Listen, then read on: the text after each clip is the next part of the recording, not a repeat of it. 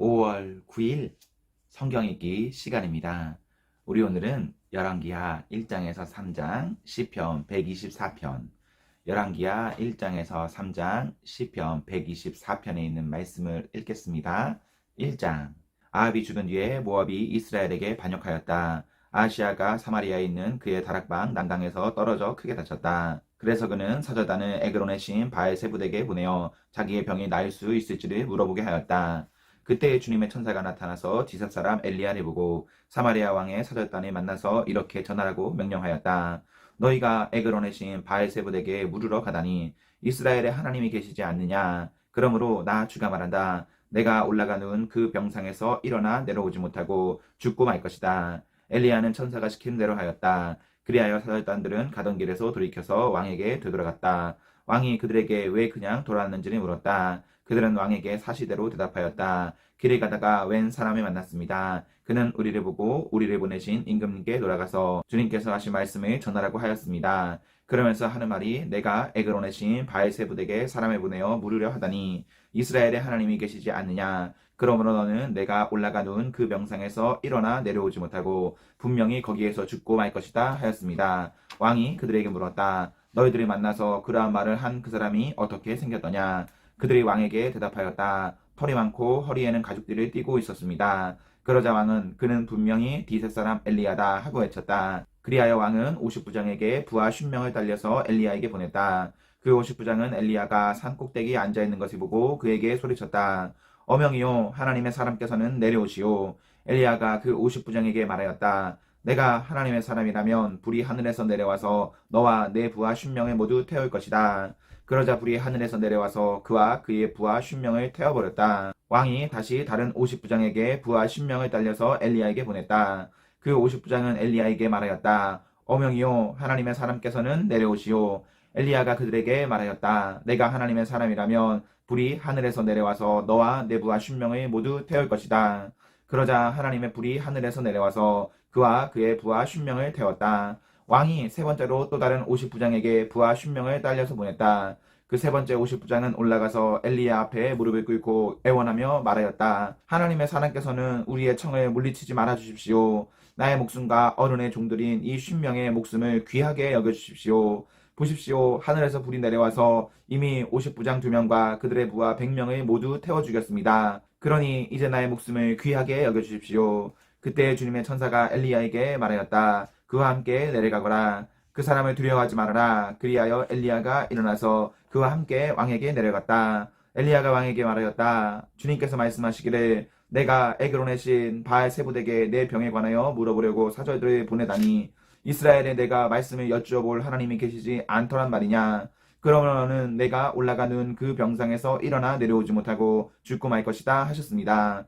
엘리야가 전한 주님의 말씀대로 북왕국 이스라엘에서는 아하시아 왕이 죽었다. 그에게 아들이 없었으므로 그의 동생 여호람이 그의 뒤를 이어 왕이 되었다. 때는 남왕국 유다에서 여호사밧의 아들 여호람이 즉위하여 다스린 지 2년이 되던 해였다. 아하시아가 한 나머지 일들은 이스라엘 왕 역대지략에 기록되어 있다.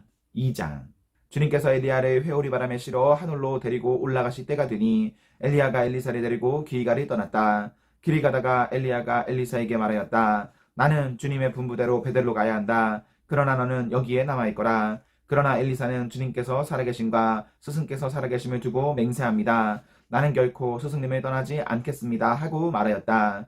그리하여 그들은 함께 베델까지 내려갔다. 베델에 살고 있는 예언자 수령생들이 엘리사에게 와서 물었다. 선생님의 스승을 주님께서 오늘 하늘로 데려가려고 하시는데 선생님께서는 알고 계십니까? 엘리야가 말하였다. 나도 알고 있으니 조용히 하시오. 엘리야가 엘리사에게 말하였다. 나는 주님의 분부대로 여리고로 가야 한다. 그러나 너는 여기에 남아있거라. 그러나 엘리사는 주님께서 살아계심과 스승께서 살아계심을 두고 맹세합니다. 나는 결코 스승님을 떠나지 않겠습니다 하고 말하였다. 그리하여 그들은 함께 여리고로 갔다. 여리고에 살고 있는 예언자 수령생들이 엘리사에게 와서 물었다. 선생님의 스승을 주님께서 오늘 하늘로 데려가려고 하시는데 선생님께서는 알고 계십니까? 엘리사가 말하였다. 나도 알고 있으니 조용히 하시오. 엘리야가 엘리사에게 말하였다. 나는 주님의 분부대로 요단강으로 가야 한다. 그러나 너는 여기에 남아있거라. 그러나 엘리사는 주님께서 살아계심과 스승께서 살아계심을 두고 맹세합니다. 나는 결코 스승님을 떠나지 않겠습니다 하고 말하였다.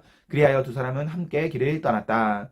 예언자 수령생들 가운데 50명이 요단강까지 그들을 따라갔다. 엘리야와 엘리사가 요단 강가에 서니 따르던 제자들도 멀찍이 멈추어 섰다. 그때 엘리야가 자기의 겉옷을 벗어 말아서 그것으로 강물을 치니 물이 좌우로 갈라졌다. 두 사람은 물이 마른 강바닥을 밟으며 요단강을 건너갔다. 요단강 맞은쪽에 이르러 엘리야가 엘리사에게 말하였다. 주님께서 나를 데려가시기 전에 내가 내게 어떻게 해주기를 바라느냐. 엘리사는 엘리야에게 스승님이 가지고 계신 능력을 제가 갑절로 받기를 바랍니다 하고 대답하였다. 엘리야가 말하였다. 너는 참으로 어려운 것을 요구하는구나. 주님께서 나를 너에게 데려가시는 것을 내가 보면 내 소원이 이루어지겠지만 그렇지 않으면 그것이 이루어지지 않을 것이다. 그들이 이야기를 하면서 가고 있는데 갑자기 불병거와 불말이 나타나서 그들 두 사람을 갈라놓으니 엘리야만 회오리 바람에 싣고 하늘로 올라갔다. 엘리야 이 광경을 보면서 외쳤다. 나의 아버지 이스라엘의 병거이시며 마병이시여. 엘리사는 엘리야를 다시는 볼 수 없었다. 엘리사는 슬픔에 겨워서 자기의 겉옷을 힘껏 잡아당겨 두 조각으로 찢었다. 그리고 엘리야가 떨어뜨리고 간 겉옷을 들고 돌아와 요단 강가에 서서 엘리야가 떨어뜨리고 간 그 겉옷으로 강물을 치면서 엘리야의 주 하나님, 주님은 어디에 계십니까? 하고 외치고 또 물을 치니 강물이 좌우로 갈라졌다. 엘리사가 그리로 강을 건넜다. 그때 여리고에서부터 따라온 예언자 수령생들이 강 건너에서 이 광경을 보고는 엘리야의 능력이 엘리사 위에 내렸다 하고 말하면서 엘리사를 맞으러 나와 땅에 엎드려 절을 하였다. 그리고 엘리사에게 말하였다. 보십시오. 여기에 선생님의 제자들이 50명이나 있습니다. 우리들은 모두 힘있는 사람입니다. 우리들을 보내셔서 선생님의 스승을 찾아보도록 하십시오. 주님의 영이 그를 들어다가 산 위에나 계곡에 내던졌으니까 염려됩니다. 그러나 엘리사는 보낼 필요가 없다고 말하였다. 그러다가 그들이 하도 성가시게 간청하자 엘리사는 사람을 보내어 엘리야를 찾아보라고 하였다. 그러나 그들이 사람 10명을 보내어 4일 동안이나 찾아보았으나 엘리야를 발견하지 못하고 여리고에 머물고 있는 엘리사에게 돌아왔다. 엘리사가 그들에게 말하였다. 내가 너희들에게 가지 말라고 하지 않더냐. 그 성읍 사람들이 엘리사에게 말하였다. 보십시오. 선생님 것에도 보시는 바와 같이 이 성읍이 차지하고 있는 자리는 좋지만 물이 좋지 않아서 이 땅에서는 사람들이 아이를 유산합니다. 그러자 그는 새 대접에 소금을 조금 담아가지고 오라고 하였다. 그들이 그것을 가져오니 엘리사는 물의 근원이 있는 곳으로 가서 소금을 그곳에 뿌리며 말하였다. 주님께서 이렇게 말씀하신다. 내가 이 물을 맑게 고쳐 놓았으니 다시는 이곳에서 사람들의 물 때문에 죽거나 유산하는 일이 없을 것이다. 그곳의 물은 엘리사가 말한 대로 그때부터 맑아져서 오늘에 이르렀다. 엘리사가 그곳을 떠나 베델로 올라갔다. 그가 베델로 올라가는 길에 어린 아이들이 성읍에서 나와 그리 보고 대머리야 꺼져라 대머리야 꺼져라 하고 노여댔다. 엘리사는 돌아서서 그들을 보고 주님의 이름으로 저주하였다. 그러자 곧 두 마리의 곰이 숲에서 나와서 42명이나 되는 아이들이 찢어 죽였다. 엘리사는 그곳을 떠나 가임의 산으로 갔다가 거기에서 다시 사마리아로 돌아갔다. 3장 유다의 여호사밧 왕 제18년에 아합의 아들 요람이 사마리아에서 이스라엘을 12해 동안 다스렸다. 그는 주님 보시기에 악을 행하였지만 그의 부모처럼 악하지는 않았다. 그는 아버지가 만든 바알의 우상들을 철거하였다. 그러나 이스라엘을 죄에 빠뜨린 느밧의 아들 여로보암이 저지른 것과 같은 죄에서는 벗어나지 못하고 그로부터 완전히 돌아서지도 못하였다. 모압 왕 메사는 양을 치는 사람이었는데 이스라엘 왕에게 암양 10만 마리의 털과 순양 10만 마리의 털이 조공으로 바쳤다. 그러다가 아합이 죽은 뒤에 모압 왕이 이스라엘을 배반하였다. 그때 요람 왕은 그날로 사마리아로부터 행군하여 나와서 이스라엘 군대 전체를 점검한 다음에 전쟁터로 가면서 유다의 여호사밧 왕에게 사절을 보내어 물었다. 모압 왕이 나를 배반하였습니다. 나와 함께 모압을 치러 올라가시겠습니까? 여호사밧이 대답하였다. 물론 함께 가겠습니다. 우리는 서로 한 몸이나 다름없는 처지가 아닙니까? 나의 군대가 곧 임금님의 군대이고 나의 군마가 곧 임금님의 군마가 아닙니까? 이에 요람이 그러면 우리가 어느 길로 올라가는 것이 좋겠습니까? 하고 물으니 여호사밧은 에돔의 광야길로 가는 것이 좋겠다고 말하였다. 그래서 이스라엘 왕과 유다 왕과 에돔 왕이 함께 출정하였다. 그러나 그들이 길을 돌아 행군하는 이래 동안에 군대와 함께 간 가축들이 마실 물이 바닥났다. 이스라엘 왕이 탄식하였다. 아, 큰일 났구나. 주님께서 우리 새 왕을 모압의 손에 넘겨주시려고 불러내신 것이 아닌가.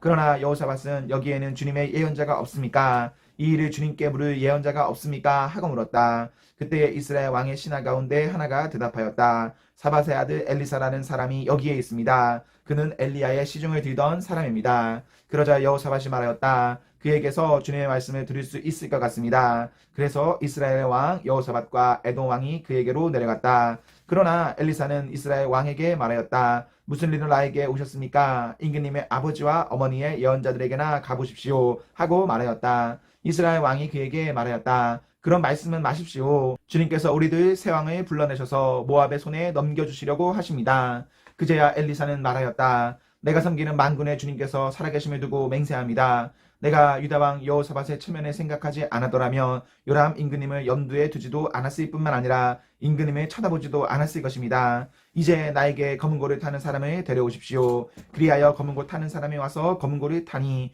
주님의 권능이 엘리사에게 내렸고 엘리사는 예언을 하기 시작하였다. 주님께서 이렇게 말씀하십니다. 이 계곡에 도랑을 많이 파라. 주님께서 또 이렇게 말씀하십니다. 너는 바람이 부는 것도 보지 못하고 비가 내리는 것도 보지 못하겠지만 이 계곡은 물로 가득 찰 것이며 너희와 너희의 가축과 짐승이 마시게 될 것이다.